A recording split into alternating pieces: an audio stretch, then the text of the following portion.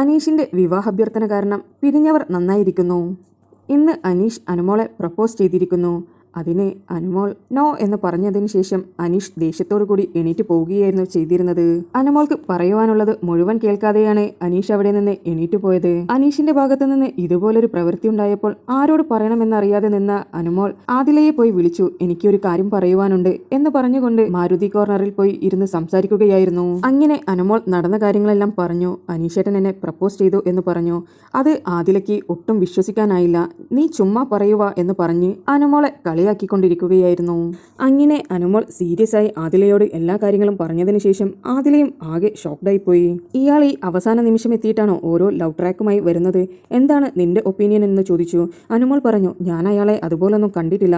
ഒരു സഹോദരനെ പോലെ മാത്രമേ കണ്ടിട്ടുള്ളൂ. കളിയെല്ലാം കാര്യമായതുപോലെയായി. ഞാൻ ഇവിടെ ഇരുന്ന് പ്ലെയിൻ കിസ് കൊടുത്തതും ഹാർട്ട് കൊടുത്തതുമെല്ലാം പുള്ളിക്കാരൻ സീരിയസ് ആക്കി എടുത്തിരിക്കുകയാണ്. ഇപ്പോൾ കണക്ട് ചെയ്ത് നോക്കുമ്പോഴാണ് എനിക്ക് മനസ്സിലാകുന്നത് പുള്ളിക്കാരൻ ഈ കഴിഞ്ഞ ദിവസങ്ങളിലെല്ലാം എന്നോട് വളരെ ക്ലോസ് ആയിട്ടാണ് സംസാരിച്ചു കൊണ്ടിരുന്നത്. പല കാര്യങ്ങളും എന്നോട് ഷെയർ ചെയ്തിട്ടുണ്ട്. ഇപ്പോൾ അതെല്ലാം ആലോചിക്കുമ്പോൾ പുള്ളിക്കാരൻ എന്നെ മനസ്സിൽ അങ്ങനെ കണ്ടതുകൊണ്ട് സംസാരിച്ചതാണെന്നാണ് എനിക്ക് തോന്നുന്നത്. ഇനിയിപ്പോൾ ഞാൻ എന്താണ് ചെയ്യുക? പുള്ളിക്കാരനാണെങ്കിൽ പറയുന്നത് മുഴുവൻ കേൾക്കാതെ എണീറ്റ് പോയി. ഇനി ഞാൻ എന്തെങ്കിലും പറഞ്ഞു കഴിഞ്ഞാൽ പുള്ളിക്കാരൻ ഇവിടെ ഷൗട്ട് ചെയ്യുമോ? അല്ലെങ്കിൽ പുള്ളിക്കാരൻ്റെ ഗെയിമിനെ ബാധിക്കുമോ? എന്താണ് ഞാൻ ചെയ്യുക? പുള്ളിക്കാരന് പുറത്തിറങ്ങി കഴിഞ്ഞതിന് ശേഷം പറഞ്ഞാൽ പോരായിരുന്നില്ലേ? ഇനി ഇത് നാട്ടുകാരും വീട്ടുകാരും എല്ലാവരും കാണും. ഇത് വൈറലായി കാണും.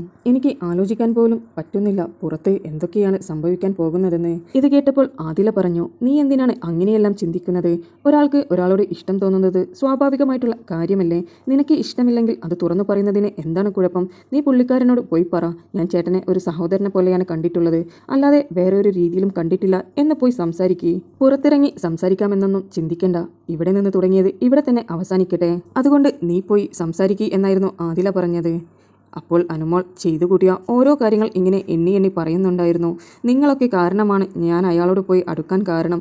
എന്തിനാണ് ദൈവമേ ഞാൻ അങ്ങനെ ചെയ്തത് എന്നെല്ലാം അനുമോൾ പറഞ്ഞപ്പോൾ ആദില പറഞ്ഞു, നിനക്ക് അങ്ങനെ തന്നെ വേണം. നീ അനുഭവിക്കണം. നിനക്ക് ആരും മിണ്ടാനില്ലാഞ്ഞിട്ട് പോയി മിണ്ടിയതല്ലേ. ഇപ്പോൾ എന്തായി?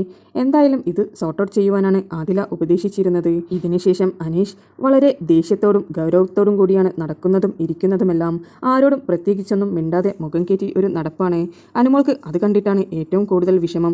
ഇനി പുള്ളിക്കാരൻ ഡൗൺ ആണെങ്കിൽ ഞാൻ കാരണം ഡൗണായി എന്ന് നാട്ടുകാർ പറയുമോ എന്നായിരുന്നു അനുമോളുടെ പേടി.